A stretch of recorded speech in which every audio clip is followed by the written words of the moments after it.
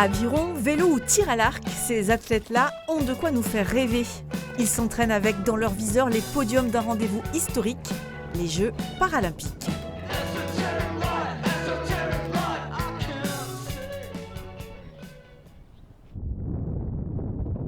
Sur le mont Ursouya, le temps suspend son envol, avec un incroyable ballet de vautours. Waouh! C'est pour ça que j'adore l'Ursouya, c'est parce que je suis quasiment sûr d'en voir. Alors là, j'avoue, d'aussi près, c'est la première fois que j'en vois d'aussi près. Mais... Le Pays Basque s'offre majestueux à Guillaume Toucoulé. Le para-athlète numéro 1 mondial de tir à l'arc recharge ici ses batteries avant les Jeux Olympiques Paris 2024. J'essaye une fois par semaine de me faire une grosse rando, ou en courant ou en marchant. Mais ouais, ça sert de préparation physique et puis moi, ça m'aère la tête. C'est un des seuls endroits où j'écoute pas de musique aussi. J'aime vraiment entendre le silence et les petits bruits comme ça de montagne. J'aime beaucoup. Et ouais, c'est mon sens de décompression, donc je fais le vide. Guillaume perd l'usage de son bras gauche dans un accident de scooter lorsqu'un automobiliste lui coupe la route. Grand sportif et ultra volontaire, il ne renonce pas alors à pratiquer l'aviron ou la pelote basque. C'est en moi, je baisse jamais les bras. Je suis un petit news, j'aime bien avoir mal dans l'effort. Et je suis têtu et un peu borné et j'aime bien essayer jusqu'à réussir. Je suis plus sur le dépassement de soi que sur la gagne, vraiment. Donc ouais, j'aime être en perpétuelle évolution. C'est le tir à l'arc qui change son destin de compétiteur quand il découvre qu'il peut s'adapter pour tirer des flèches grâce à une languette de cuir. C'est un arc normal, un arc traditionnel, un arc classique. Il diffère pas d'un arc pour les valides. La seule chose qui est différente, c'est la petite languette que j'ai ici là, insérée sur la corde pour tirer sur la corde avec les dents. Je prends l'arc comme ça, hop. Je viens chercher la languette avec la bouche. Et... Sur son terrain d'entraînement dans les Landes, il se prépare sans relâche au grand défi des Jeux paralympiques. Dès que je peux, je viens ici donc tirer. Et après, c'est du travail physique où je fais un petit peu d'imagerie mentale aussi. Guillaume Toucoulé décochera ses flèches au JO entre le 29 août et le 4 septembre. Elle arrive toujours avec le sourire chez son préparateur physique à Urugne. Elour Alberdi est rameuse d'aviron. En 2009, elle perd la mobilité de son poignet droit dans un grave accident domestique.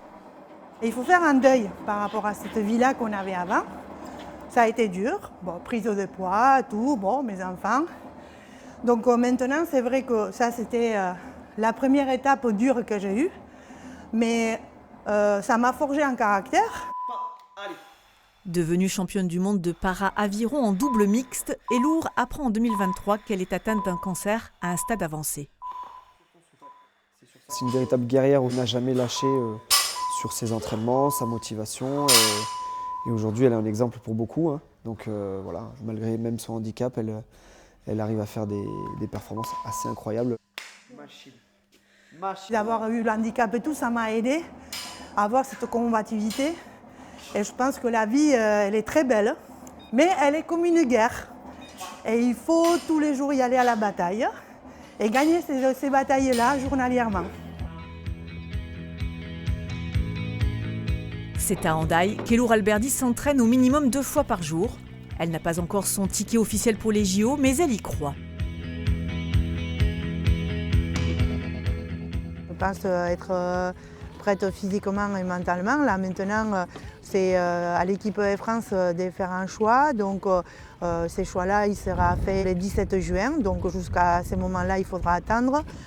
Au pire, sinon, j'espère avoir la place des remplaçantes. Si elle est sélectionnée, Elour espère vivre le 1er septembre ses plus beaux 2000 mètres de course.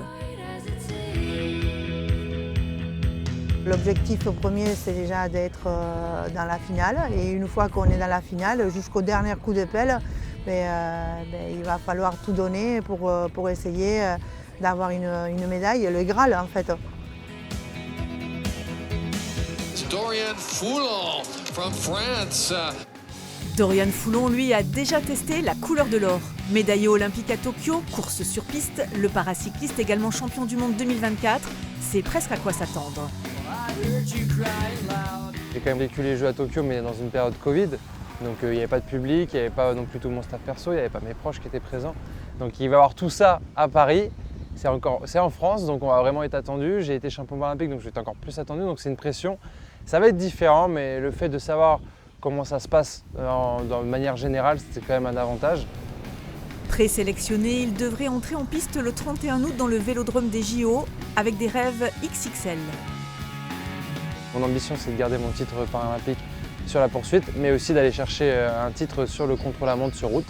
Et je participerai également à la course en ligne où j'espère accrocher une médaille, soyons fous, mais ce serait vraiment le Graal de revenir avec 3 médailles.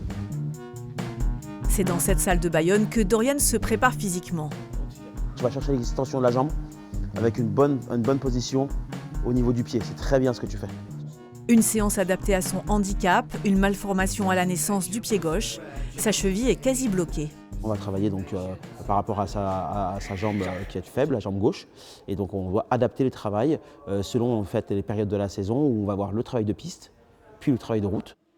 Nous, on n'a pas forcément une bonne position pour le corps de base sur le vélo. Et la prépa physique, c'est hyper important pour le gainage avant tout, mais aussi moi par rapport à ma pathologie, pour essayer de maximiser en fait, on va dire, mon efficacité au niveau du pédalage.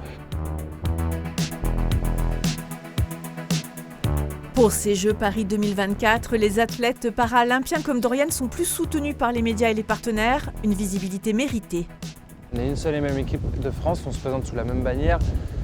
C'est quand même une chose qui n'est jamais arrivée. On sent quand même, nous athlètes paralympiques, cette égalité qui commence à se rapprocher, même si on n'y est pas encore à 100%. Et c'est quelque chose d'énorme pour nous. Des athlètes exceptionnels, tout simplement.